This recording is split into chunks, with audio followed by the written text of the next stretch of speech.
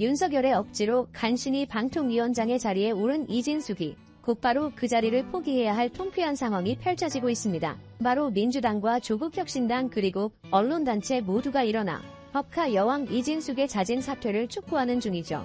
그뿐 아니라 MBC 사장 시절 저지른 법인카드 유용으로 인해 경찰서에 고발되기까지 하여 더는 나빠질 수가 없는데 국회 과방위에서 실질적인 탄핵안을 접수하겠다고 선언하여 이진숙 탄핵에 고삐를 당기는 모습을 보여주기도 했습니다. 언론 탄압이 극에 달해 있는 현재 정권에서 저희 채널은 절대 굴하지 않고 여러분들을 위한 영상을 만들겠습니다. 구독과 좋아요로 이 약속을 응원해주시면 감사드리겠습니다. 지난 31일 윤석열은 수많은 반대와 의혹에도 불구하고 이진숙을 방통위원장으로 임명하여 커다란 공분을 샀습니다. 위안부 문제부터 역사관이 박살난 꼴을 보여준 이진숙은 각종 망언을 내뱉으며 국민들에게 큰 상처를 주었으며 숭고한 희생들까지 우명을 씌우는 꼴을 보였는데요. 심지어 MBC 고위직으로 재임했던 시절에 법인카드를 유용하고 노조를 감시하며 탄압하는 범죄를 저지르기까지 했죠. 방통위원장 후보자 인사청문회에서 이진숙은 이런 의혹에 대해 당연히 해명해야 했지만 어느 것도 제대로 밝히지 못했고 오히려 정당한 검증 절차를 거부하는 촌극을 벌이는 등 방통위원장이라는 자리엔 부적격한 사람이란 것을 드러냈습니다. 그럼에도 윤석열은 이진숙 임명을 강행해버린 것인데요.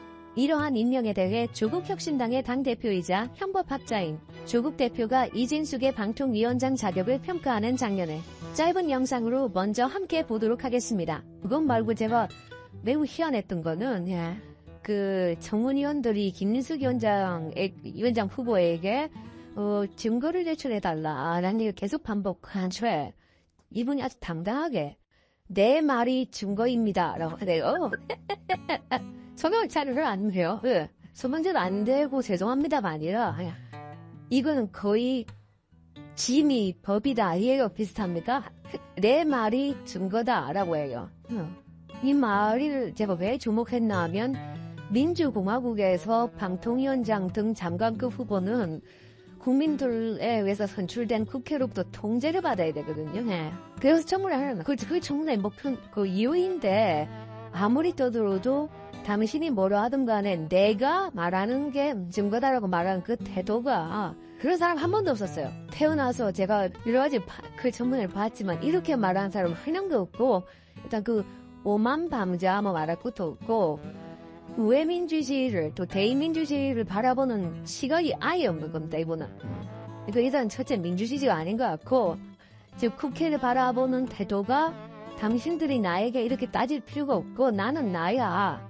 내가 왕이야. 내가 말했으면 될지 뭘 계속 하죠. 왜 딴지 걸어. 이게 현재 윤석열 정권에서 그 대통령을 포함한 장관급 인사들의 기본 신성이 아닌가 싶어요. 서로 알아본 걸까요? 비싼 사람들 모시는 거겠죠.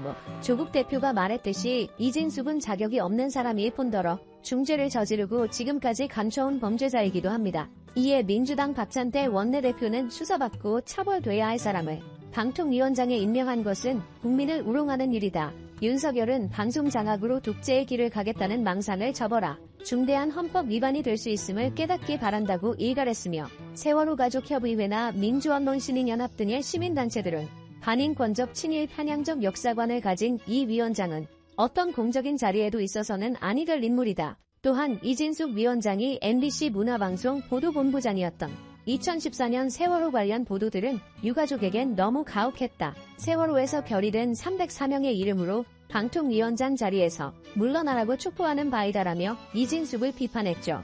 또한 민주당 조국혁신당에선 이진숙이 MBC 사장 시절에 저지른 법인카드 유용 의혹 등에 대해 업무상 배임 청탁금지법 위반, 뇌물공여 혐의로 고발하는 모습을 보여주기도 했는데요.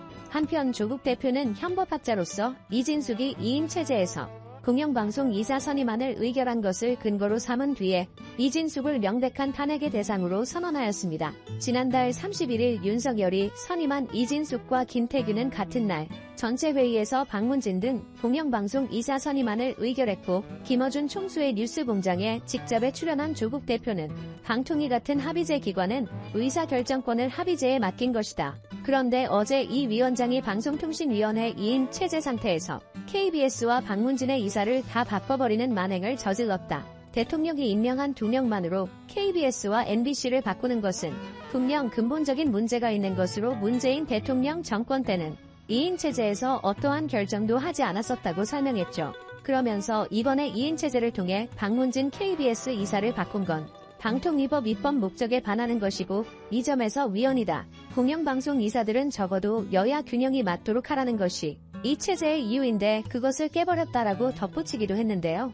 이에 31일 오후에 국회 과방위 간사인 민주당 김현 의원은 국회 소통관에서 기자회견을 열고 민주당을 비롯한 야권 6당은 이진숙 위원장 탄핵안을 준비 중이고 내일 본회의가 열리기 전 국회 본관에서 기자회견을 갖고 바로 탄핵안을 접수할 예정이다. 이진숙 위원장은 지난 3일 동안 인사청문회를 통해 밝혀진 대전 MBC 사장 시절 저지른 법인카드 사적 유용 문제로 오늘 야당 과방위원과 시민단체 등으로부터 고발당한 인물이다. 이런 이진숙은 김태규와 함께 하루가 가기도 전인 오후 5시에 회의를 열어 KBS와 박문진 이사 임명을 강행했다고 말했습니다. 더불어 이러한 2인 체제 결의와 이진숙의 결격 사유를 밝힌 뒤 의원총회를 열어서 당론 발의를 진행할 예정이다. 내일 과방위 현안 질의에 이 위원장이 증인으로 나오면 훨씬 강도 높은 검증이 시작될 것이다라고도 예고했는데요.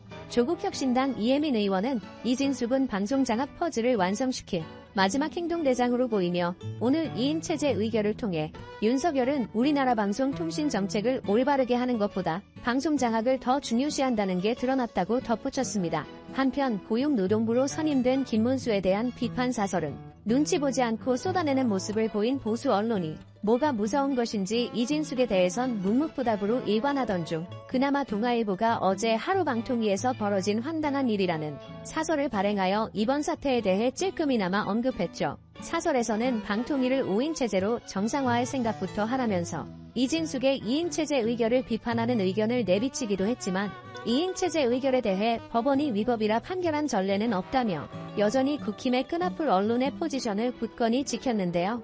우습게도 국힘에 선동당한 지지자들은 이런 사설에도 분노하며 댓글이나 SNS를 통해 과도한 공격 세례를 퍼부어댔습니다. 반면 한겨레에서는 아예 대놓고 이진숙을 저격해버렸는데요. 이들은 취임 당일 공영방송 이사 물갈이 정권 이성 이런 나라는 사설을 통해 2인 체제 의결이 방송 장악을 위해서라면 어떤 무리수도 마다하지 않겠다는 반민주적 행태임이 분명하다. 문화방송을 하루빨리 한국방송과 같은 땡연 방송으로 만들겠다는 의도가 보인다라며 속 시원한 비판으로 일갈한 것인데요. 과거 MBC 사장이었던 김재철이 이진숙과 똑같은 횡령배인과 노조 탄압으로 징역을 갔던 거의 동일한 판례가 존재하고 이로 인해 이진숙의 징역은 정해진 수순이라 볼 수 있습니다. 이에 보수 정치계에서도 이진숙은 윤석열에 버리는 카드다. 다음 방통위원장 적임자를 물색하기까지 시간이 필요했고 소시오패스적 면모가 강해 사람 말을 안 듣는 이진숙이 탄핵을 당하는 과정으로 시간을 벌어줄 것으로 본 듯하다라고 분석하여 이진숙은 분명 방통위의 자리에서 물러날 듯한데요. 이런 부적격한 인물이 자 그런가 하면 이제 전 세계가 바삐 지금 이 순간에도 돌아가고 있는데 먼저 첫 번째 소식은 우리 이담 아나운서가 준비하고 있습니다. 네.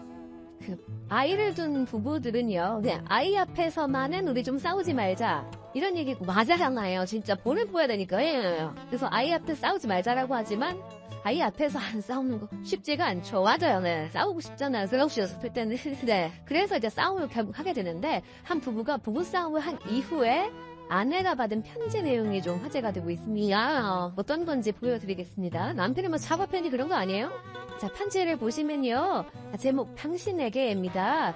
약간 삐뚤빼뚤이 쓴 글씨인데요. 당신 생일 정말 축하해 하고 하트 하고요. 당신을 사랑해 하트하고 옆에 있는 거 아마 케이크인 것 같네요. 항상 건강해주길 행복하길 바래 사랑해 라고 쓰여 있습니다. 맨 아랫부분 보면 당신에게 당신을 사랑하는 남편이 라고 적혀져 있네요. 아니 편지 내용 보니까 아우 남편분 아내분과 투닥투닥 다퉈도 진짜 사랑꾼이었네요. 근데 보니까 장인물더니 이 남편분 혹시 미국생활 오래 하셔도 우리 한국 그거는 글씨 삐뚤빼뚤 쓰시는 네 그런 거 아니에요 또? 진짜 사랑꾼 남편이 쓴 것보다 더 좀 감동적이라는 생각이 드는 거 왜요 또? 의식가 또 삐뚤빼뚤 하잖아요. 근데 실제로 그 아이가 썼기 때문에 이 부모가 자기 앞에서 싸우는 걸 본 아이가 쓴 편지로 지금 보입니다.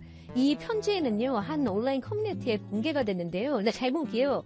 부부싸움을 본 아이의 행동입니다. 어머나. 그러니까 이 아이가 마치 본인의 아빠인 것처럼, 아버지인 것처럼 엄마에게 주는 편지를 쓴 거예요. 여보, 내가 미안해. 내가 잘못했어. 내가 더 사랑할게. 아마 이런 말을 이 싸우고 난 후에 아빠가 엄마에게 해주기를 바라는 마음을 마치 아빠에 이입해서 쓴 게 아닌가 싶은데요. 이런 걸 보면 정말 자식 앞에서 싸우는 부모보다 이 아이가 훨씬 성숙한 거 아닌가. 그리고 이 동심을 정말 지켜주고 싶다. 이런 생각이 들기도 하고요. 이 편지를 본 부모는 아마 다시는 싸우더라도 아이 앞에서는 싸우지 않겠구나라는 생각이 정말 절실하게 들었어요. 아니, 최진영 변호사님, 아이가 속이 기뻐요. 왜냐면 우리 그럴 수 있잖아요. 엄마 아빠가 싸워요. 그러면 보통 일기장에 엄마 아빠가 오늘 또 싸웠다. 정말 싫다. 내일은 이 집에 들어오지 말고 편의점에 들었다가 좀 시간 좀 보내고 들어와야겠다. 뭐 이렇게 하시는데 이거를 속 깊게 아빠의 입장이 돼서 편지를 싹 남긴 거예요. 진짜. 아이가 커서 뭐가 될지 전 굉장히 좀 그런 되는 아이인 것 같아요. 벌써 어리지만 속이 꽉 찼어요. 저 속이 꽉 찬 남자 99분 바리씨. 이 아이도 커서 정말 그 사람들을 화해시키는 그런 어떤 직업을 가지게 된다고 하면은 앞으로 장래가 촉망되는 아이가 될 것 같아가지고 아마 그것 때문에라도 부모님들이 나정 잡고 또 어떻게 화해했을 것 같아서 저 또한 기분이 훈훈해지는 것 같아요. 그러니까요. 정말로 아마 큰 힘을 될 거라 믿어 의심치 않습니다.